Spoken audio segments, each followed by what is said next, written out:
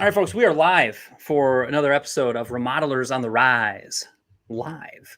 And Bailey, my employee extraordinaire, sets up the StreamYard. That's the software that we use for this fine live show. And I went in there this morning and I was just prepping. It looks like she did a little bit of prep and said, "May the 4th be with you.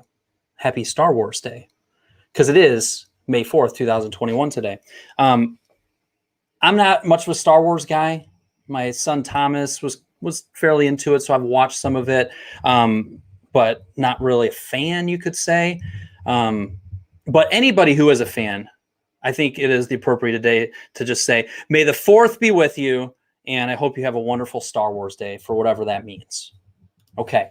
I haven't done a Remodelers on the Rise live show where I haven't had a guest in a while. And I just have a bit of a smorgasbord of topics to get into. Jim McKenna, I see that you're here live. If anybody wants to throw a little like, throw a little comment on how you're feeling today, I always appreciate and enjoy that. I'm going to start with something here. I'll share my screen. I need to show you this here beautiful picture. I got a note also from Bailey earlier that says, "Why is everybody throwing so much shade at your sod? Why is everybody critiquing your sod?" We had Mr. McManus who said, you're supposed to have the same color next to it each. Gerald, who kind of threw out a little bit of, didn't know that sod was coming in plaid. Both of which talking smack about my placement of said sod, not even taking into consideration that some of this just hasn't come up, some of it's wet, the angle of the picture, and it's not as bad as it looks. And then our great philosopher, Michael Anschel, who said, "This just makes me want to get into this debate between seeds versus sod." And this thought of, I'm guessing he's kind of talking about this instant gratification of sod versus this idea of nurturing the seed along. So a couple things. To a few of my critics of the way that I laid this sod, and I should also say this, I posted a picture in the Remodelers Community Board of the 1,500 square foot of sod that I laid last night. Because I think some of you think that, oh, Kyle, he's never even got his hands dirty. He just sits behind that little microphone, puts a little headset on, and just talks into a computer screen. So lest you think that that's all I got, I do have to show it off a little bit when I put in the work, because I have been known and can put in the work. So I posted that. And so to the people that are kind of critiquing, I would like to say this. This is a little Theodore Roosevelt quote. It's called "The Man in the Arena." And it's relevant to people talking smack about your sod placement. It's also just in general, as you listen to people that are kind of naysayers or kind of giving you a hard time, it's a good thing to keep in mind. Here's how it goes. It is not the critic who counts, nor the man who points out how the strong man stumbles, or where the doer of deeds could have done them better. The credit belongs to the man who is actually in the arena, whose face is marred by dust and dirt from the sod, and sweat and blood, who strives valiantly, who errs, who comes up short again and again, because there is no effort without error and shortcoming, but who does actually strive to do the deeds, who knows great enthusiasms, the great devotions, who spends himself in a worthy cause, who at the best knows in the end the triumph of high achievement, and who at the worst, if he fails, at least fails while daring greatly, so that his place shall never be with those cold and timid souls who neither know victory nor defeat. So thank you to my sod smack talkers for giving me the inspiration to pull up the old "Man in the Arena" quote, because it is a good stinking quote. Okay, moving on from there, we've got a couple comments. Bailey said, "I had you pinned as a Star Wars fan." Really? Bailey Suzio, who has worked for me for multiple years, who has known me for many years prior to that, had me pinned as a Star Wars fan? What in the world would give you the inkling that that was the case? And Jim evidently is, and also with you. Okay, good. Anyways, so that's some sad thing. I did have a little bit of thought related to what Michael Anschel posted, which was of like, it makes me want to just talk about this thought between sod and between seed. So a couple things that come to mind. One, the reason that I am sodding is because we had a had to replace our septic field 3 years ago. So our entire backyard got tore up. Nothing like taking hard-earned money and just burying it in the backyard. So that, yeah, you guys know the drill. But when we did that, the grading of our backyard also changed. The gentleman who did the grading, I think, got a little too steep. And all of a sudden, last year, my neighbor that's at the bottom of the hill, I was just doing some work on kind of the shared property line, and she goes, we've been getting a lot of water into our backyard, and it's getting close to our house. We lived here 20 years. We've never had any issues, but like 2 years ago, all of a sudden we started to have issues. And I'm like, it could be my bad. So I have been working on figuring out how to stem the tide of water going down the hill. And I have tried this and I have tried that. And I rented a Bobcat a few weeks ago. I took care of this berm that we had going, and eventually hired to have a dry well installed, which I think with the regrading I've been doing and the dry well and the sod, I think we will have fixed the problem. But this thought of, seeds and sod, I kind of liken it to, what we're able to do in a remodelers community, what I'm trying to even do on these live shows, on the podcast that people are listening to. Certainly, it's the main focus of the coaching work that I do, whether one-on-one or in mastermind groups, is to shorten the amount of time and pain and agony of going from where you are to where you want to be, right? To go from where you are to where you want to be. And there is something to be said that sometimes you get the instant gratification of, I saw this idea, I implemented it, and bam, and with sod, there is a little bit of like, wow, that looked good very quickly. There's also something to be said for taking that longer trek of learning and of having to nurture things, and the frustration of the water washing the seed away, and the consistency of watering and seeing that grow nice and slowly, nice and steadily. And I think there's areas in our business where that slow and steady growth is a beautiful thing. And I think there's also areas of our business and frankly our lives where when we see a best practice, when we see something that we can implement or change, that it's really helpful to do it and get it done quickly. So Michael, I don't know if that's the direction you were going with the old seed versus sod, but that I had once when I read that. And there we go. So there's a little story about sod. There's a little story about the man in the arena. There's a little story about shortening the learning curve on things. And that chime means we're going to move on to the next topic. The next topic, this is a Remodeler Circle, or I'm sorry, Remodelers on the Rise, where we are simply going to go around the horn on a variety of topics. Talking with Dave and Jenny this morning, I'll share a quick little thing that they mentioned. Hi, Dave and Jenny. They listen. They might be listening right now. We'll see. But one of the things they mentioned was, I've been having Dave work on creating content. Them creating content is a new thing in their business. And I'm wanting them to just get some reps in. So each week, Dave has to text me a photo, a video, and a little bit of written something so that he's just getting in the habit of creating content, of thinking about content when he's on job sites, of what are things that we do that's unique to us, that is showing the little things that we do, that's showing off our process, that showing off you of design and project development, right? The more you practice creating content, the better you get at it. And he sent me a piece of content the other day that was a box of dozen Dunkin' Donuts. And he put a little caption underneath it. And I said, hey, I didn't quite catch exactly what that was. And he said, well, we took a dozen donuts over to our I don't know if they call it pro desk at Menards, but to kind of his main people at Menards. And they just kind of shared a quick story, and I think it's a good reminder for all of us, is that a little kindness goes a long ways. He said, these people trip over themselves. When our order comes through, and they a lot of times will order on the app, when it comes through, the time in which it takes them to fulfill our order and have it ready for us is quick. And he's like, man, I've been in there where I'm watching some of these other contractors, some of these other remodelers who are giving the people a hard time, who are not showing any kindness, who are blaming them because they ordered it wrong on the app and now they pulled it, of orders coming through. And frankly, the people at the desk not super excited to fill the order as quickly as possible for Mr. Knucklehead, who's always a jerk to them, right?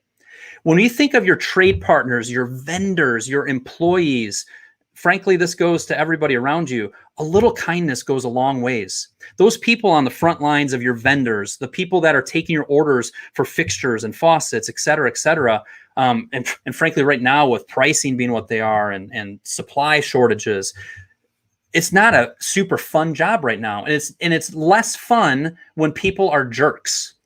And there's a lot of people just being jerks out there. I think I saw a note on a restaurant we stopped at a couple weeks ago, and it was like, we are short-staffed. We apologize for the speed at which we're going to help you. And we would just ask, we've got a lot of new hires, and we would just ask for your extra kindness and understanding. The reason they posted that is because people get in there and they were being jerks. So just a reminder, be nice to your people. Surprise them. That dozen donuts, he's like, Kyle, you would have thought I dropped off like $1,000 bill for each of them. They were so excited. Nobody ever does this for us, is quote unquote what they said.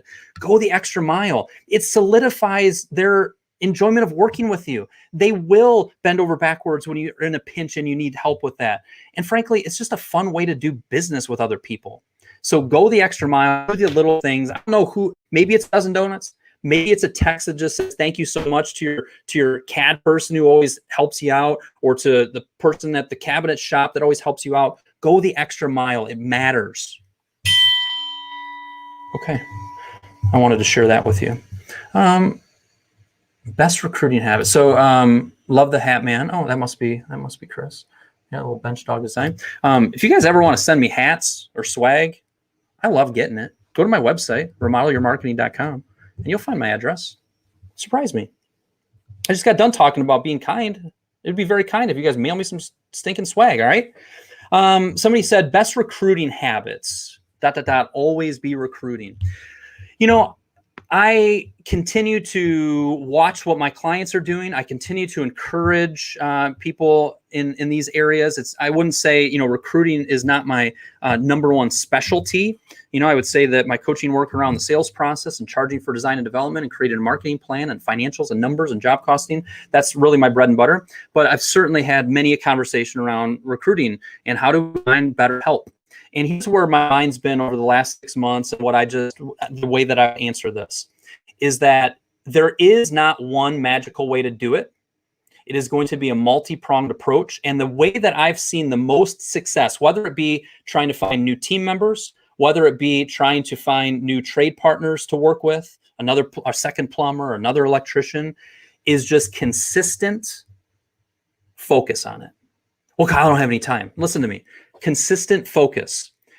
If you just did one thing a day related to recruiting and you just were disciplined with it, that means you're going to send a text to so-and-so of just reminding them, hey, I'm looking for so-and-so. Do you know anybody? I'm looking for a new plumber. Would you have a referral for me? You might go through one of my clients went through all of these old resumes he's gotten over the last 2 years. You want to hustle? You want to be recruiting? He went through all the resumes over the last multiple years that he's talked to that it didn't work out. And he just has been calling them to say, hey, and it's Josh Nelson. Josh Nelson here at Nelson Builders, and we're looking to add to our team. I don't know what you're up to, and if you're happy with where you're at, awesome. But I was just going through some older resumes, and it looks like we talked a couple of years ago, and I just wanted to check in. That's just called of creating a list like this of like 1, 2, 3, 4, 5, 6, 7, 8, 9, and doing 9 things this week related to recruiting and reaching out. Could be I posted this here. I created a quick little video of saying, Kyle Hunt here with Remodelers on the Rise. And again, I got time out there. My business has always been called Remodeler Marketing. Later this year, it's going to shift to Remodelers on the Rise, because that really explains what I do a little bit better. You guys are like the first people to know, and I'm pretty sure that's what's going to happen. But Kyle Hunt here, Remodelers on the Rise. We are serving a lot of clients right now, or let's change this to Kyle's Remodeling. Kyle's Remodeling. We have a wonderful team. We've got wonderful lead carpenters and carpenters out in the field. We've got some wonderful help in the office, but we have an abundance of work in front of us, and we are looking for the next great carpenter to join our team. If you are interested in just talking about what that might look like and getting to know us and us getting to know you, please reach out. Create a 60-second video. Post that on your personal Facebook page. Post that on your business page. Go tell so-and-so and so-and-so and so-and-so, hey, could you share this? That would be an example of recruiting. So best recruiting habits is to make it a habit, is to not get excited about it and do it, get hot and bothered about it for 2 hours on a Monday and then not do squat for the next 12 business days. Every day you've got to be doing something. It is hard to find good help. It's hard. It's hard work. So the consistency and actually making it a habit, getting creative with it, picking up the phone, making videos like that. There's an abundance of ways to do it. Also, make sure your job posting doesn't look like everybody else's. Make sure you add a little bit of flair to it. If you go to lincolnrenovations.com, one of my longtime clients in Nebraska, and then click on their join the team page, you'll see that the whole description that he has there that we wrote up a few years ago is just all focused on them. Very little about us. Here's what we could do for you. Are you interested in joining our team? Here's what we can offer you. Here's what we can offer you. Focus on them. Okay. Episode on recruiting from a few months ago. Remind me of the gentleman, the guest name that I had on there. I think his name was Ryan Ensley. Great episode on recruiting. I'm glad you posted that. Nice work. All right. So whoever that was, thank you for that question. If you go to StreamYard.com/Facebook, you can give it approval and I can see your name along with it. Okay, so next up on this bit of a smorgasbord of the May the 4th episode of Remodelers on the Rise, I'm going to scoot over to my list of topics and go on to the next one. The next one, let's see which one I want to go to next. I'll hit you with this one. Let's say, I wrote this earlier. Let's say you made $90,000 last year. You paid yourself, Mr. or Mrs. Remodeler, $90,000 last year. Whether through owner draws, whether through a salary plus some draw, $90,000. No, I'm not talking about the fact that the company pays for your cell phone. I'm not talking about the fact that the company pays for your truck, some of those other benefits that you have as a remodeler. But you were able to pay yourself $90,000. Okay? Not terrible. And you look over to the right there, and there's a remodeler over there, and she made $150,000 last year. Without a lot of, she didn't just take all the money out of the business. She's got retained earnings, et cetera, and a savings account built up. But she made $150,000. And you get to know her a little bit, and you realize, we're selling and producing about the same amount of revenue. About $1 million of revenue. What's going on here? I made 90, she made 150. When you think about that, and you actually said, and if I asked you, why did you make only 90 and she made 150? What are the biggest reasons? What are the biggest indicators of why there's a big difference between what she's able to take out of the business and what you're able to take? Anybody have any thoughts on that, by the way? This is a live show and there's double digits watching. Any ideas on why that could be? Okay, I'll share a few reasons, and it just goes back to just some tried and true facts. One is she, who made 150, she learned how to charge for design and project development. She's wasting a lot less time on the sales process with tire kickers. And the time that she's investing in design and project development is way more than you, who made $90,000 last year. Again, nothing wrong with that. Tickling six figures, that's good. But she's a lot more effort in design and project development. She's putting a lot more time and hours into making sure everything is selected and decided, and there's not a bunch of allowances, and it's well thought through. And by doing that, there's a lot less surprises. There's a lot less delays. The pre-construction meeting and the handoff between sales and production is much stronger. Okay, so that would be one of the reasons, is because she's wasting less time, and as a result of that, her projects are more efficient and productive and profitable. Another thing is she charges more than you. She charges more than you. She's at a 1.49% markup across the board. You're at a 1.39% markup, 1.39 markup. She charges more than you, and she sells it at that. And you're kind of over here going, I don't think I could sell it that. Or, well, I've just kind of always sold it this way. Or, I don't think my market could handle that. And she's been brave and figured out how to, one, calculate the numbers so that she can be confident in this is what I need to charge in order to get to these numbers and this type of profitability, so I can pay myself $150,000. And you're kind of hacking around at, oh, I think I could do this. I think I could do that. So that'd be a second reason. And a third reason that I would put out there is that she is obsessed with job costing, and you stink at it. She's selling and producing the same amount of revenue, and she's making another $60,000 than you. Again, you're still making 90. It's not bad. It's not bad.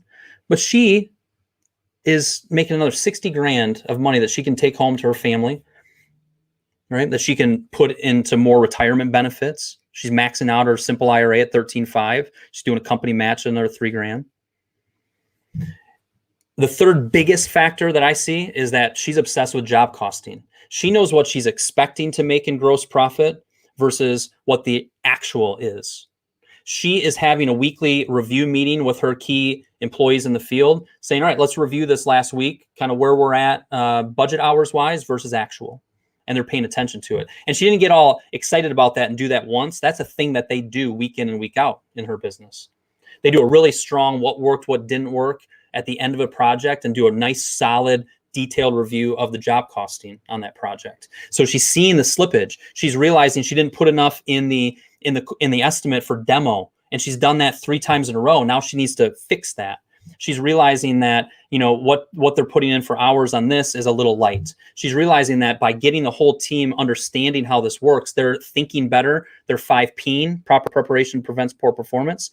And they've got less trips to the lumberyard because they're planning it out. Oh, by the way, remember that whole pre-planning that she's doing better than you? There's less trips to the lumberyard because these decisions are made well in advance. And we've got this product already in-house ready to rock versus finalizing our tile decision and then realizing there's a 2-week delay and needing to come back and then eating into our gross profit. There's reasons, if you're not making what you want to make in your remodeling business, and there's other people that if you actually looked under the hood, which I have the privilege to do working with hundreds of remodelers over the years, there's very clear reasons why they're doing that and you're doing this.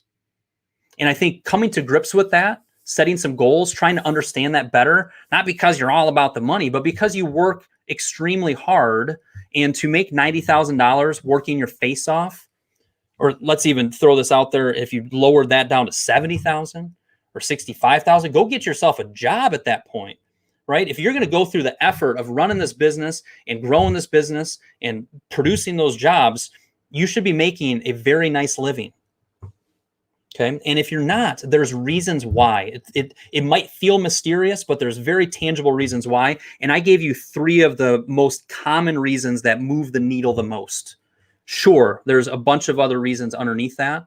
Recruiting. They've worked hard to recruit. They're able to produce more because they did go find that additional lead carpenter, and they're able to tackle and eat up more work each month.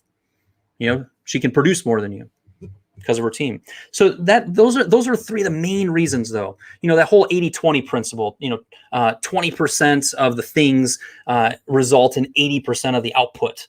Those 3 things I just gave you is the 20% that produces the 80% of the result, the 80% of the output. Okay. All right. So I hope that was helpful. I wasn't too direct there. It might be a little loud. Is that a little loud? Okay.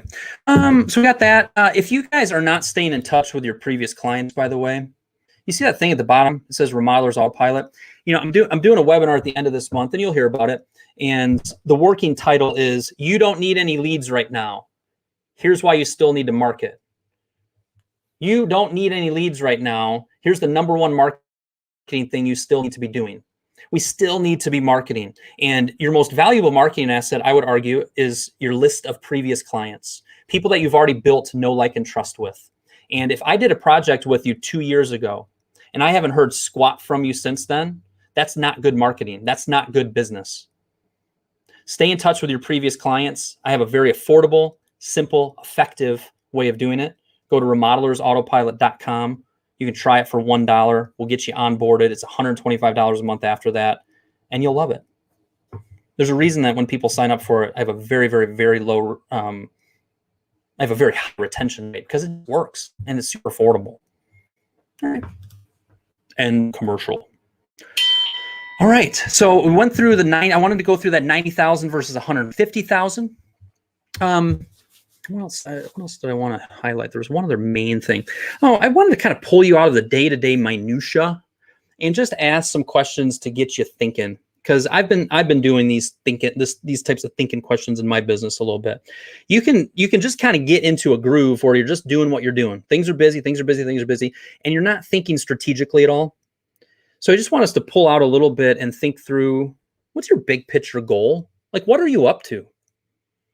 What do you want this to look like in 2 years? Let's not even worry about 5 years or 10 years. What do you want this to look like in 2 years? And how clear are you with what that looks like? What are you going to be doing? Are you going to be doing the exact same roles in your business 2 years from now as you are today?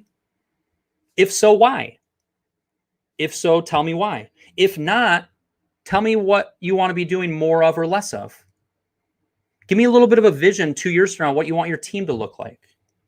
What's your picture of your business? If we don't think about these things, we're just going to kind of ebb and flow and be tossed around the waves, and things are just going to happen, versus being a little bit more strategic about it.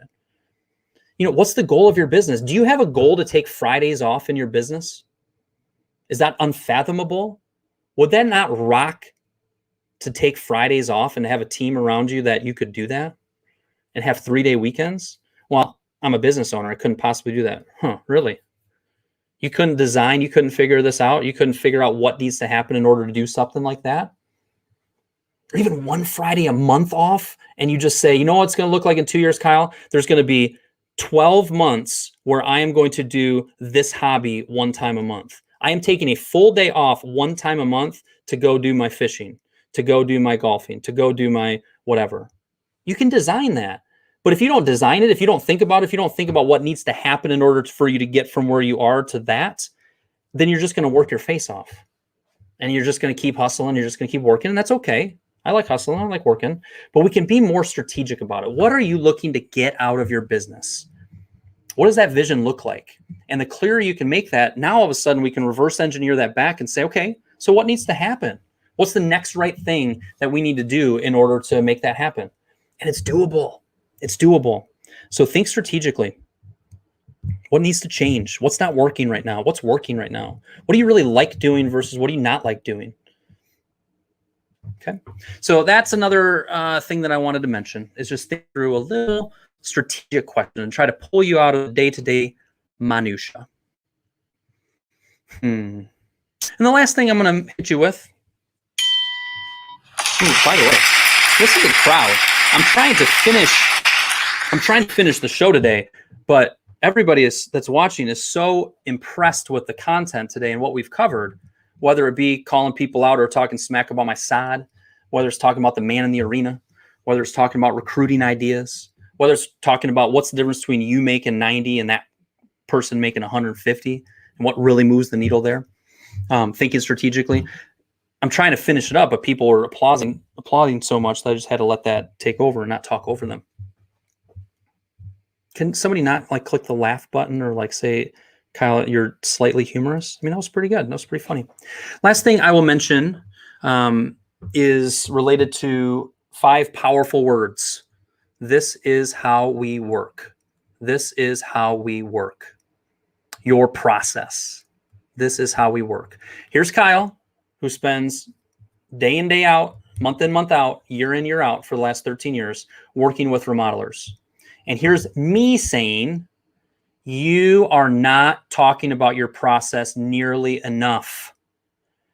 You don't understand that if you embraced it more and more, if you talk to every prospect, if I go to your website and I click on our process and it's super clear step by step what's going to happen. You talk to your trade partners about it and get them excited about how organized you are so they want to work with you more. You talk to your prospects about it and say, hey, we're having our second meeting. Here's what we have accomplished so far. Now we're on step 3 where we do this. And the next step is this. If you just continue to embrace more and more and more, this is how we work, it is going to help you tremendously. I have just seen it time and time again as you embrace more and more and get clearer more and more with this is how we work. Whether it be just flat out sales process, we give a ballpark range and estimate. And then the next step is after that, we do our design and project development process. It's 3% of the low end of the budget range. Whatever your process is, get very, very clear with it and continue to embrace it. There's another 10 levels of embracing your process that you can continue to do in your business. Okay. Oh, and we got some laughs. People laughing because I asked them to laugh. This is how we do it. This is how we do it. Hugh Montel Jordan. Is that a song, Jim? I apologize. I'm not overly familiar with Montel Jordan jams, but you'll probably fill me in there. Okay, so that's the last thing I want to mention. This is how we work. If you don't have that written out, make that your next step. I need to write out, get a stinking blank sheet of paper out, put step 1. What is the first step that we walk people through as far as how our process goes for remodeling? Cool. All right, my friends. Hopefully that was a helpful dose of variety of content for you today. We had a little fun. I enjoyed it. I hope you enjoyed it. Please feel free to share your takeaway in the chat box if you're watching this live, or in a way that you can comment. If you're watching this on the podcast, text me. Here's my personal cell phone, 517-902-8450. It is super fun a couple times a week to get a random text from a listener that says, hey, Kyle, I was listening to this podcast episode and you asked me for my takeaway. Here was my takeaway from that episode. I'd love to hear from you. Rewind it 15 seconds. You can listen to this cell phone number again and then shoot me a text. And sign up for Remodeler's Autopilot because it works really well. Remodelersautopilot.com. My friends, I'll talk to you on Thursday. I've got a guest on Thursday, and we're going to be talking about, to rack my memory, it's with Todd Judy. I think I may have pronounced his name okay. I'll make sure I nail it for Thursday. And he's going to talk about how he has gotten his production team involved in calculating and the estimating of hours on a project, and how it's helped him tremendously with his estimating, and I'm assuming also with his overall profitability. It's going to be an interesting chat. We'll do that on Thursday at 12 o'clock p.m. Eastern Standard Time. That's it, folks. Catch you later.